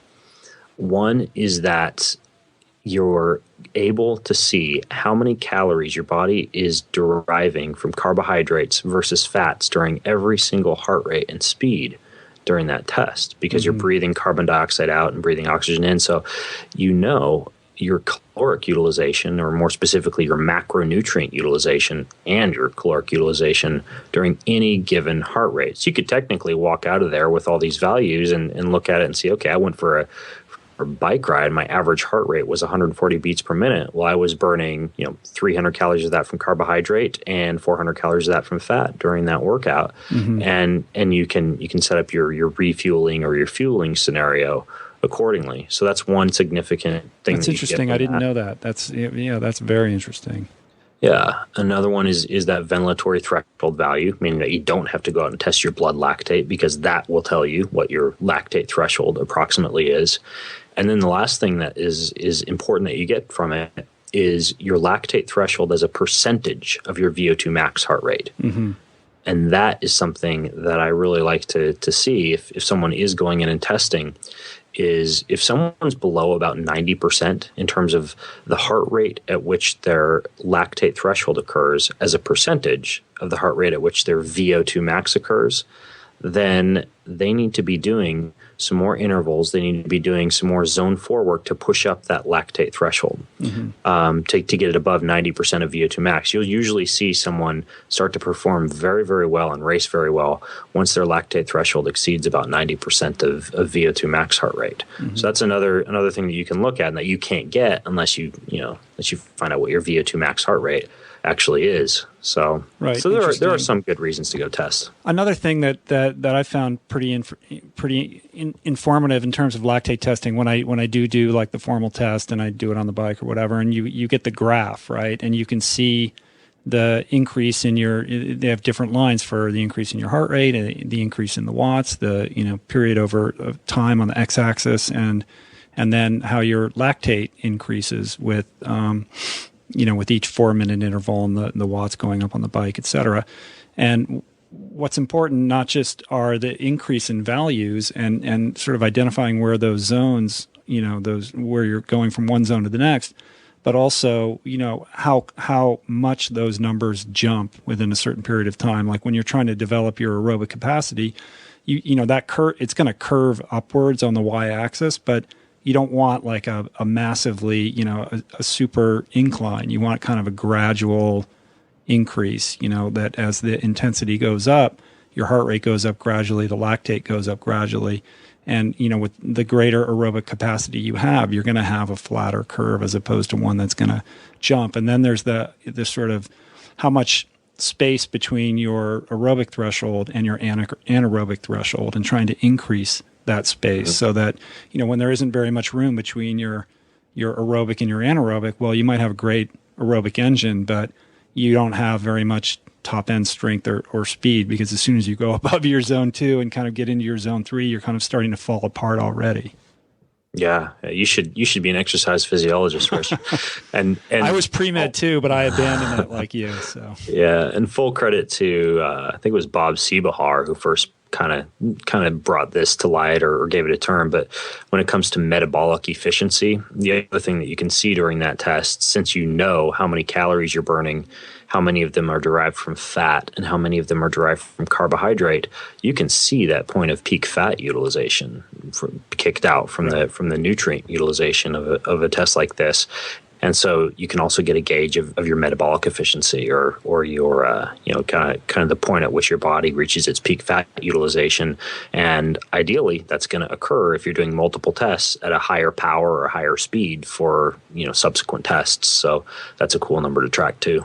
Interesting. All right. Well, we're getting super geeked out on this. We should probably shift gears. I think we beat this horse down as much as we could. Take off our propeller hats before. Yeah. Well, but it is funny. Like, I think it's interesting. You said you kind of started out as a geeky kid and into this.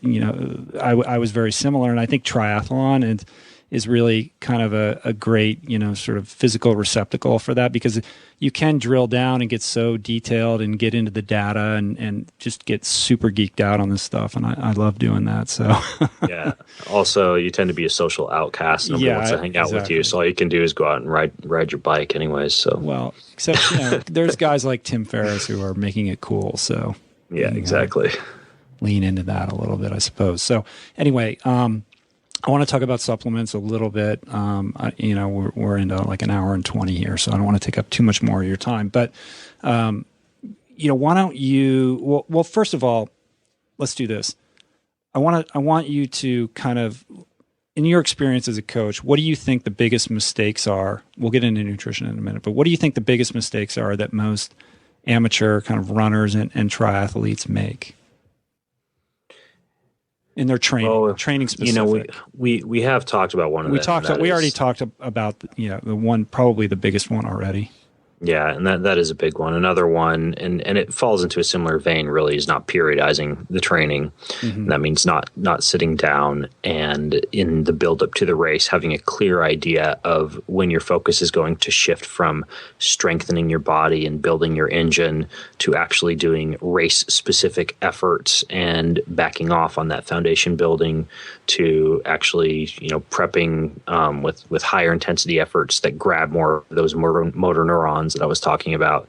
And then finally where the taper begins. You got to have that stair-stepping style build up to the race rather than just doing what a lot of people are doing. And, for typical Ironman, it's, well, I have my group that does the 4-hour ride on Saturdays. And then every single Sunday I do my 2 to 3 hour run.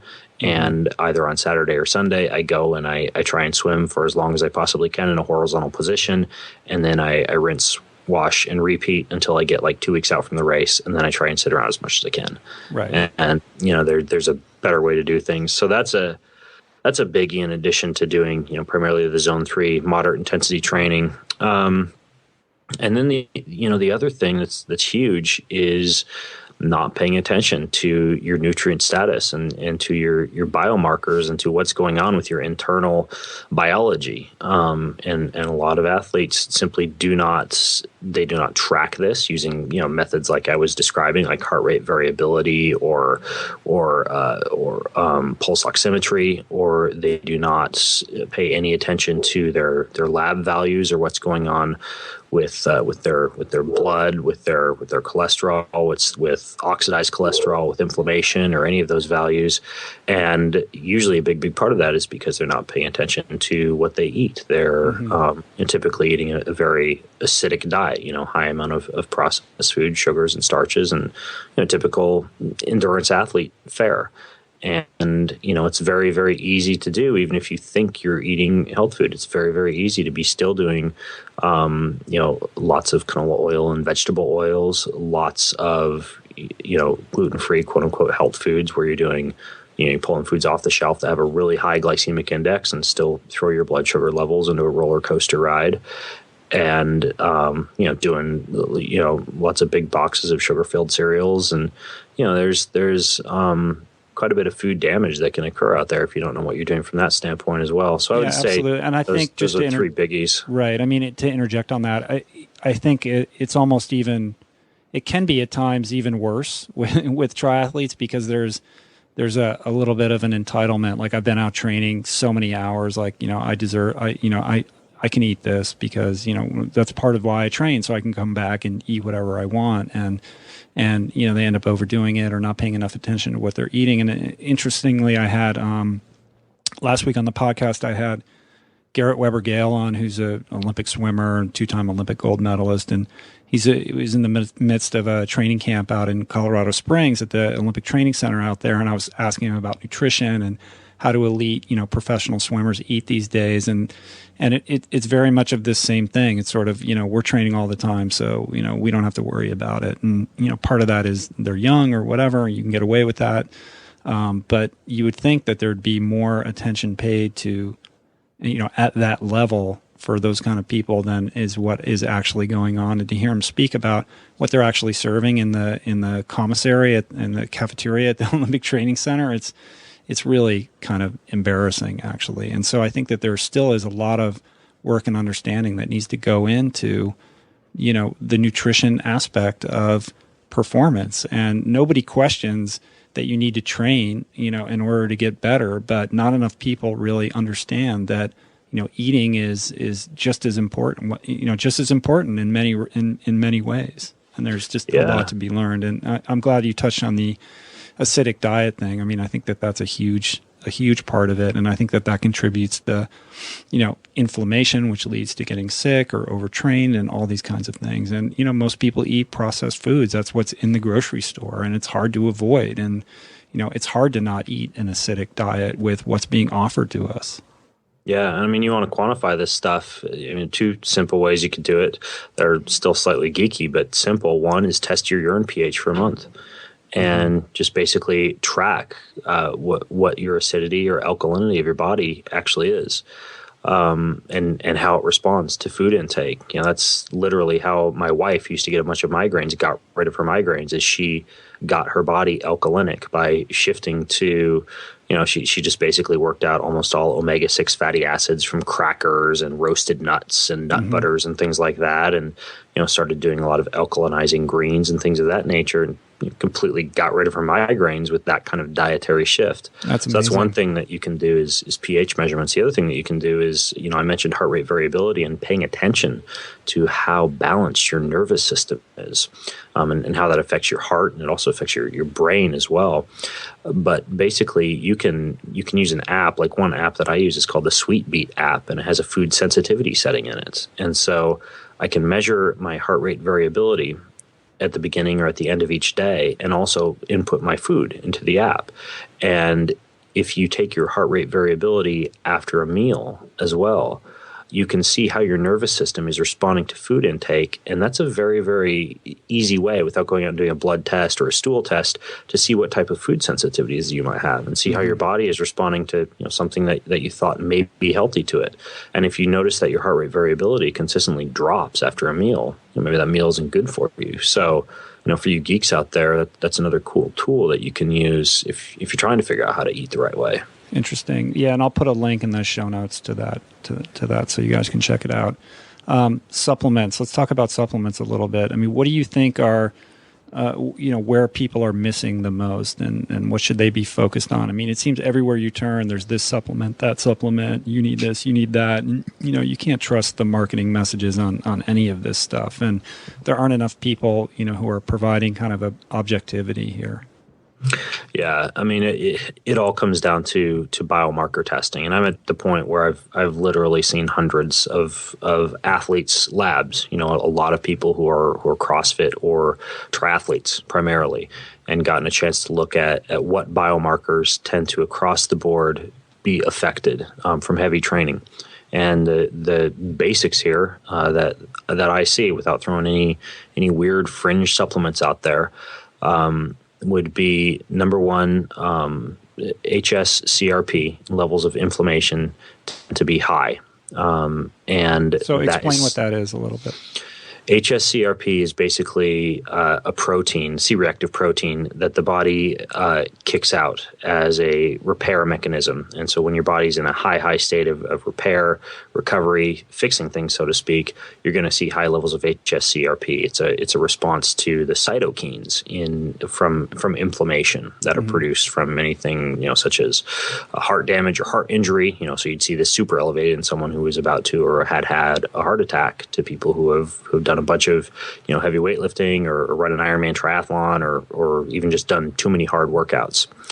One of the reasons that HSCRP can be high, however, even in people who haven't done a hard exercise session, you know, when I talk to someone and I see their HSCRP is high, and then, you know, I find out that they haven't been exercising for 2 or 3 days leading into that test, usually the body doesn't have enough anti-inflammatories on board to actually help shut down inflammation properly, because HSCRP shouldn't be elevated in someone who's been resting and recovering for a few days. So for that, I do like to see people taking some type of an anti-inflammatory blend, and that can be from real food sources. So you can do ginger, turmeric, cherry juice, you know, curcumin extracts, garlic, things of that nature. Blackberries. Yeah, exactly. And you can also take supplements that have those type of things in it. There's a variety of kind of natural anti-inflammatory supplements that are out there. But that's something that on hard workout days, like there's you know, basically one that I take that's a mix of glucosamine and chondroitin and just like ground up, you know, turmeric and cherry and ginger and all that jazz. That's one that I think helps out quite a bit. Vitamin D tends to be low across the board. It's interesting, even in endurance athletes that are outside all day training. Yeah, it's just because of the high turnover of cellular membranes and the high amount of what's called pregnenolone, which is a hormonal precursor, being shifted to cortisol production from a lot of training and a lot of stress. That tends to deplete and turn over vitamin D very quickly, even if you are spending lots of time in the sun. So vitamin D can be another supplement that you can take. I like to encourage people to include lots of healthy fats in their diet, and also to do something like, you know, for example, you could do like a cod liver oil or something like that. You can do vitamin D as well, but I'm not one of those guys who says like, you know, 10,000 international units of vitamin D a day or something like that. I like to make sure that food sources of vitamin D are as high as possible. And then in most folks, 2,000 to 4,000 international units of vitamin D, right around in that range. That's kind of another supplement that across the board, that value tends to be low in a lot of folks. Right. Magnesium is another. That's depleted in almost anyone who goes out and gets like it's called a spectra cell analysis or a red blood cell analysis of magnesium values. I almost never see it within values, and it's because of a very high rate of mineral depletion in exercising and perspiring individuals, combined with low rates of magnesium in commercial and fertilized soils. And, you know, where a lot of the vegetables and fruits are grown that should be high in magnesium, and they aren't. So I like to see folks using, preferably if they can afford it, a topical transdermal source of magnesium, because it bypasses gastric absorption and just goes straight through the skin. But also, you know, like a magnesium citrate or a magnesium glycinate, you know, 400 to 600 milligrams a day, around in there. It's actually calming. Like I take a magnesium citrate in like a powder and just put it in hot water at night with some lemon or whatever, and it helps me go to sleep at night. Yeah, a ton. Yeah, I use it for my naps. I use about 400 milligrams of this thing called Natural Calm Magnesium. Yeah, that's exactly what I'm talking about. Is that citrate or is that just natural magnesium? It's citrate. The one you want to stay away from is oxide. Magnesium oxide is the one that's not well absorbed at all. And then I just rub the transdermal magnesium into my legs after a workout to get a little bit extra. So magnesium, vitamin D, a good anti-inflammatory. If your diet is low in fruits and vegetables, I tend to see apple B, which is a marker of potential for cholesterol inflammation, as well as very high levels of oxidized cholesterol being an issue in lots of folks. A lot of times it's simply due to grain, sugar, and vegetable oil intake. But to get a little step up in terms of keeping cholesterol from getting oxidized like that, either a diet that's very high in natural antioxidants like pomegranate and kale and mustard greens and things of that nature, or else using a full spectrum antioxidant. So I'm not talking about like high dose synthetic vitamin C, which is basically just ascorbic acid, or high dose synthetic vitamin E. I'm talking about using like a whole food source of antioxidants that's derived from typically seeds, nuts, berries. You'll find these things in powdered form a lot. Sometimes resveratrol or grape skin extracts. Grape skin extract. Yeah, there's a variety of different like powders that you can get that you can use when you're having a difficult time just eating enough of the fruits and vegetables to get the amount of antioxidants that you're needing when you're kind of unnaturally tearing your body down. So that would be one. And then the last thing that I'd look at, and this is another value that when you look at labs tends to be really affected in folks, is the omega-3 index, meaning your levels of essential omega-3 fatty acids tend to be affected. And you can influence that by using either like a good triglyceride-based fish oil, or like a fermented cod liver oil. And in vegans or vegetarians, I like to see preferably like an algal source. That's going to be the best absorbed form, allow you to get the EPA and DHA. Like flax, nuts, seeds, things of that nature, they tend to really not give you the omega-3 fatty acids in a highly absorbable or utilizable form that's converted into what you need. Flaxseed oil is problematic anyway for other reasons. But an algae-based one for the vegans out there is fine. And when it comes to the cod liver oil or the fish oil, you just have to be a little bit wary of toxicity issues and make sure that you're getting them from a clean source. And you don't want to go low rent on that stuff because there's problems with that. Yeah, with anything fat based, you get what you pay for, and you're generally going to do more damage than good if you're just like grabbing fish oil out of the bargain bin at Super Supplements or off the shelf at Costco or something like that. So, but yeah, those are the basics. Basically, an omega-3 source, a vitamin D source, a magnesium source, and then if you're really working hard, an antioxidant and or an anti-inflammatory. All right. Well, that's a lot of information, man. Good. So this has been awesome. I'm conscious of the time. I could talk to you all night and geek out on this stuff forever, but you got a family and twins, so I'm going to let you go in a minute. But I wanted to kind of wrap it up and just say... Although I need to thank you because I think you actually allowed me to skip out on bath time tonight. So. Get a little quiet time. Ducked that curveball. Well, we can keep talking, man, if you want. We'll go as long as you want. No, I've still got wine to drink, Rich. All right. Well, you can drink it while we're talking. That's fine with me. We'll just see. Well, then we'll see where it goes. It could spiral out of control, but if I'd like to see you're a very right. measured young man. I'd like to see you get a little bit out of control and where that might go. You have not been at triathlon after parties with me, apparently. All right. No, I guess I haven't. All right. Well, I'll have to put that on the bucket list. There you go. So, let's talk a little bit about. Is there? Boy, you're really articulate right now, Rich, aren't you? Is there anything else that comes to mind that would be helpful for kind of the amateur? Most of the people that are listening to this are, they're marathon runners, they're triathletes, or they're looking to get faster, but they're people with families, men and women both, with kids, time crunched. Are there any other kind of tips that you could leave people with to kind of that they could take with them and incorporate them either into their dietary regime or their training regime that would be helpful and help them kind of be more efficient with the limited amount of time that they have to, prepare for a race?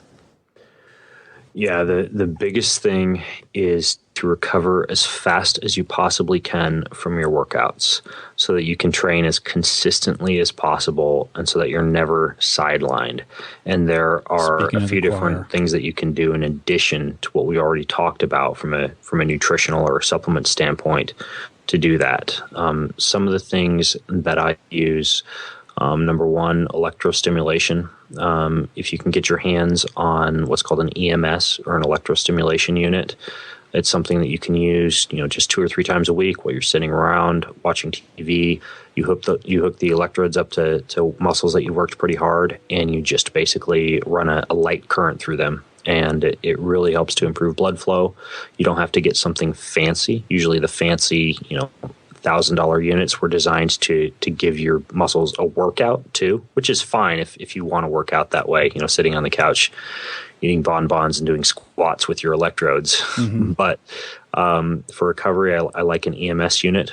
Is there a particular one like that I could put a link to for people to make it easy for them if they wanted to pick something up like that? You know what, the Compex is good. You just don't have to buy the high end version necessarily. Don't think that you got to get I think it's like 1,300 or something like that for that. And I mean, you can't if you like to own nice things. It's a fun toy to play with, but you don't have to go all out with electro stimulation. Just get something that's going to give you a little bit of a blood flow. Mm-hmm.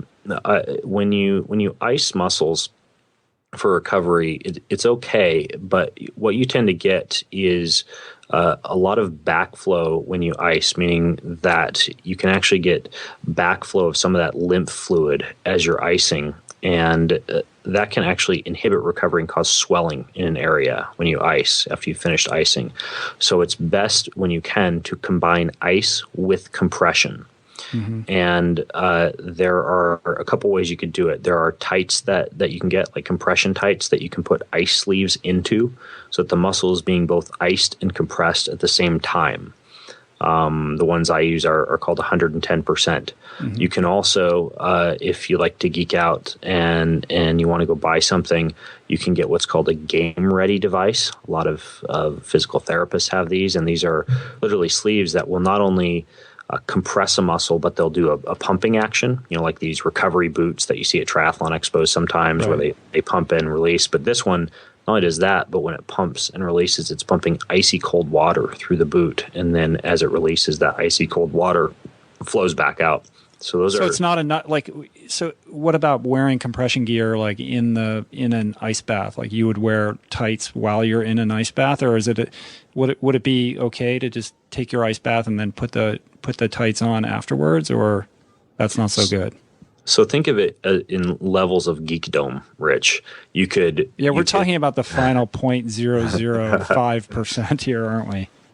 Yeah, but I mean, a lot of the age groupers that I coach, I teach them these techniques, and it sounds like it's something for elite athletes, but when you can just go have a smile on your face and be training, you figure out how to work this stuff into your day, right? Like a lot of times, I'm doing electrical muscle stimulation while I'm recording a podcast, right, or I'm doing the ice, like I mentioned, the ice with the compression tights. I can wear those while I'm walking around the house doing stuff. I can wear those while I'm cleaning the garage, versus sitting in an ice bath wearing compression tights. You're sitting in an ice bath wearing compression tights, and there goes 20 minutes of your day. Well, you could do a podcast from the bathtub. You could. Sorry. Could wind up in the hospital, but couldn't resist that. You could do it. Just make sure it's audio only. Right. So that's another thing you can do is combine the ice with the compression, and a few different ways that you can do that. You can get cold, low-level laser units, and these are very, very effective at helping to shut down tendonitis, shut down inflammation in an area. You can buy handheld units if you were to do a search for infrared, like on Amazon. Handheld units aren't quite as powerful as what they can give you in like a physical therapist or an alternative medical practitioner clinic, but they still are efficacious. I have one, and when I've tweaked something, for example, if I've tweaked a knee during a bike ride or a snowboard session or something like that, I can use that infrared on it for about 10 to 15 minutes, at night, and basically feel a marked improvement the next day compared to when I'm a full believer in the laser therapy. I've had great success with it. And what it does also is it really sort of breaks up the sort of the tissue that starts to accumulate around muscles that are, how do I articulate this? Like I've had calf problems, right, with running, and so I go in and I do laser therapy, and you can actually break up those where the tissue starts to accumulate and it's causing the problem, like a muscle knot or what have you. It really helps loosen that up, and it works. It sounds crazy. You point this little red light, at your muscles, but it really does work. Yeah, it works very well. And then from a recovery standpoint, one other thing that's simple, but it's highly effective is I foam roll 2 or 3 times a week. Mm-hmm. And I don't just use the cheapo foam roller at the gym. I have a really hard roller that has these deep ridges sticking out of it. It looks like a medieval torture device, but it works. It's called a rumble roller, and that's something that I'll do foam rolling with a few times. And again, I'm always multitasking. Usually I'll do that while I'm, watch a TV show or listen to a podcast or something like that. So I'm trying to get something at least done while I'm doing my foam rolling. So in terms of recovery, those are some ways that you can really step up recovery. A couple of the last things that I do that really I've found to affect me hormonally when I'm testing my hormones, and also I've found really affect the way that I feel throughout the day in terms of my focus and my productivity, and also the quality of my workouts. One would be utilizing intermittent fasting on a consistent basis, meaning that I try and insert 12 to 16-hour periods during each 24-hour daily cycle that I'm not eating food, meaning that I might go to bed at 8 or not go to bed at 8. I'm not that much of a social outcast. Go to bed at 10, but eat dinner at 8 and wake up at 6 a.m. and not eat again until 9 or 10 a.m. Mm-hmm. And then stop eating again at 8 p.m. There is what's called a hormetic response to fasting, where your body upregulates cellular repair and recovery. And not only that, it also teaches your body how to utilize fatty acids more efficiently as a fuel, which is a great tool for endurance athletes to have in their toolbox. Mm-hmm. So intermittent fasting. It's like that calorie deprivation workout that you do once in a while. Yeah, and you can even on your full recovery days, you can work in almost a full fast day where you're just using green supplements, maybe a little bit of amino acids, so that your body isn't going into a full catabolic muscle teardown state, and then just like some green tea and some coffee thrown in here and there. That'll help you get through a day of full on fasting easily, and that can just be a good way to hit the reboot button on your body. Your body does shut down inflammation pretty well when it's in that fasted state. So that is one thing, is fasting. And the other thing that I use is cold thermogenesis. So what I mean by that is I never, ever, ever take a hot shower. Except I take that back. When I got back from snowboarding this evening, I took a hot shower. But it's very, very rare. And wow, that's hardcore. Icy cold shower for 3 to 5 minutes when I get up, and again at the end of the day. There's some evidence that there may be a testosterone response to that, but I also find that it seems to help me recover a little bit faster and also shut down my body's core temperature towards the end of the day, so I get a bigger release of melatonin and I sleep a little bit better. So I'll do that, and then I also wear a vest that has ice packs in it when I'm working in the morning, when I've woken up in that fasted state and I haven't eaten anything, to upregulate the amount of brown adipose tissue activity, and again, kind of help me stay lean without exercising as much as I would normally need to stay lean, and also to get that fat burning response from the cold. So those are a couple other things I use quite a bit is fasting and cold thermogenesis. So those are some other little things for listeners to try if they'd like. Right. Cool. Well, that is more than more information than I was expecting to get from you. I mean, that's an amazing amount of stuff that, are easy things that you can incorporate into your day. So thank you. Yeah. Again, I'm wearing things. That. Each one is a little thing, right? Yeah. Like I'm wearing the vest while I'm working on my computer. It's not like any of these things I'm taking up time in my day, because that's super important. At the end of the day, you could add up all this stuff and be spending 3 or 4 hours of non-productive time or time away from family, just being selfish with recovery. But if you can find out ways to just work this into the day, it just becomes a lifestyle habit, and it's super easy. And you feel like $1 million during the next day's workout. And knock on wood, I rarely get injured And I think a big part of it is because of these little things that I do. So, and you don't get overtrained. You don't walk around like a zombie feeling tired all the time, all that kind of stuff, which, all relates to quality of life. So it's not, if you go, 8-10 in the Ironman, but you got to walk around like the Walking Dead, for 9 months, and you have a family and you're married and you have kids. I mean, is this really what you want to be doing? Yeah, exactly. And I mean, that's a whole other can of worms. Maybe we can talk about sometime, but sure. The issue of endurance and the trade-off between health and performance when you get to a certain level. And there are, some of the things I just outlined help you to achieve that balance a little bit better. But that is one of the reasons that I'm not full on, going after the pro triathlon type of scenario, is because there's that health performance trade-off when it comes to libido and how long your skin's going to last, and how soft your hair is and all that good stuff. Well, and also just the balance you want in your life and the quality of life, the quality of your life and what's important to you and what your priorities are. No, I think hair is more important. All right. Well, that's a good place to stop. But before we do that, I want to hear about your upcoming conference, the Superhuman conference. It's called Become Superhuman, right? Live event up in Spokane. So tell us what that's all about. Yeah, it's not a conference as much as it is really an event.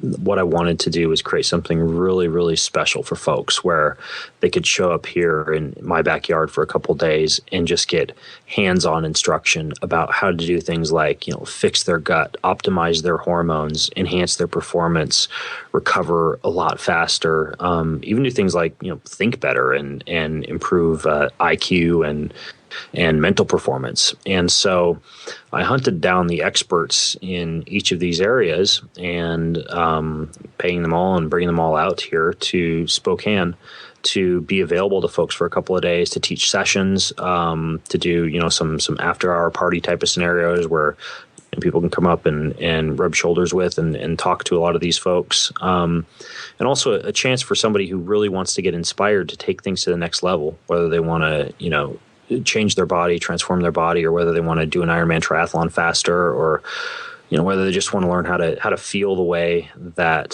the human body is capable of feeling, to be able to learn how to do so in just a really intensive 48-hour time span, and come away knowing everything that they need to know, kind of being equipped and inspired with what they need to accomplish that for themselves. So, it's called Become Superhuman. I'm kind of nervous because it's the first, aside from camps and clinics and all this stuff, the first big live event that I've put on.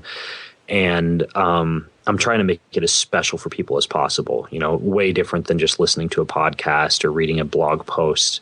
I really want to make it an event where people come away with all these connections and relationships that allow them or enable them to get what they want out of life.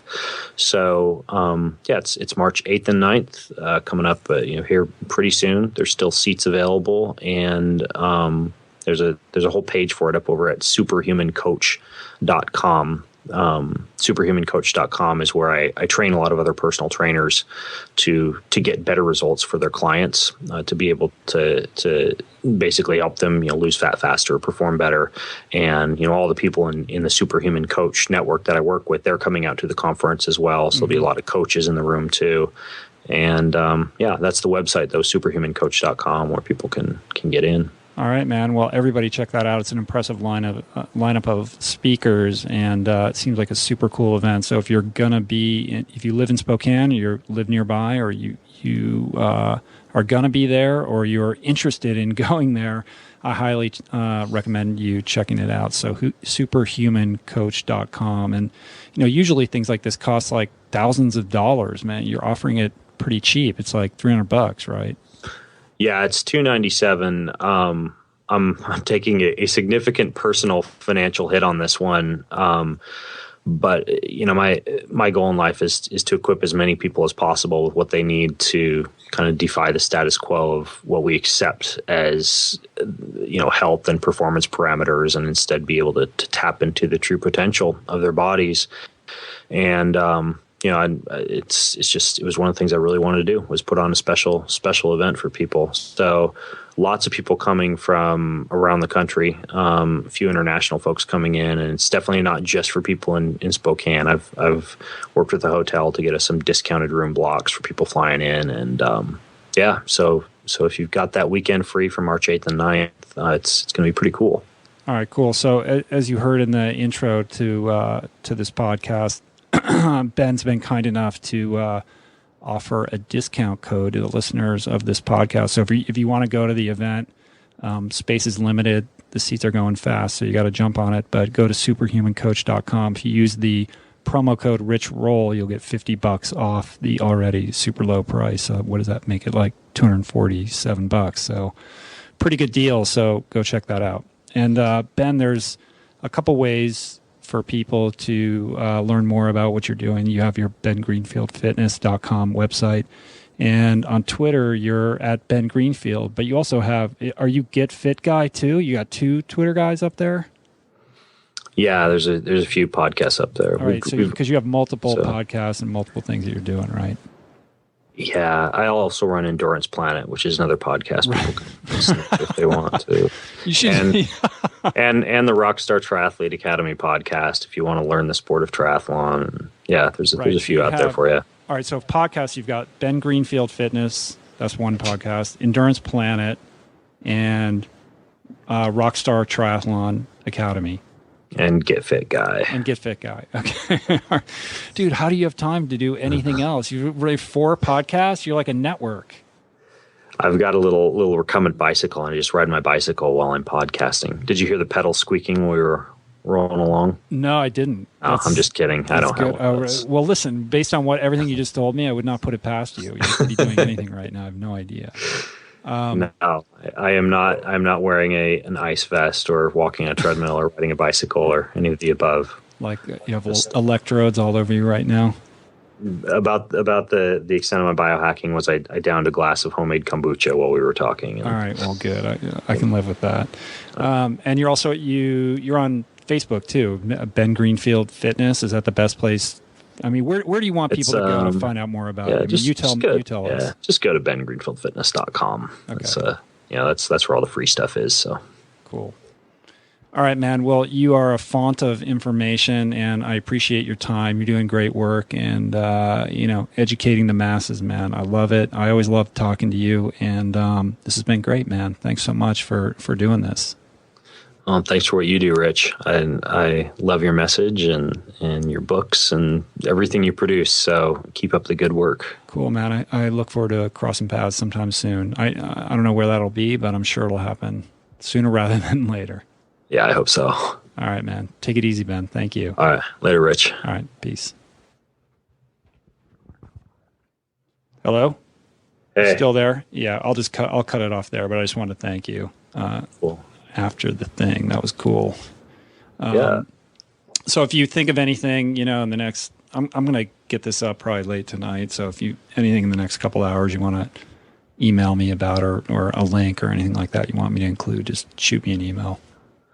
Yeah. I'm trying to think. The only things that people might need that I think may not have been clear was the that heart rate variability thing that I was using because I couldn't remember the name of it. I'll have to go check. And I'll shoot you an email with that. So okay, cool. Yeah, cool. And if you have links to particular products of some of the stuff you mentioned that you have affiliates code links with or whatever, I'm happy to just put that in the show notes.